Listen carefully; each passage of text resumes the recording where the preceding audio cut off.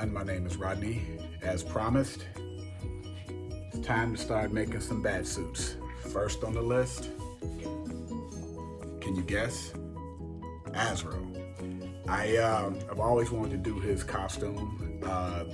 If you're familiar, with Batman and with that character, I mean, his costume is similar to a mechanized Batman costume, but it has a twist of its own.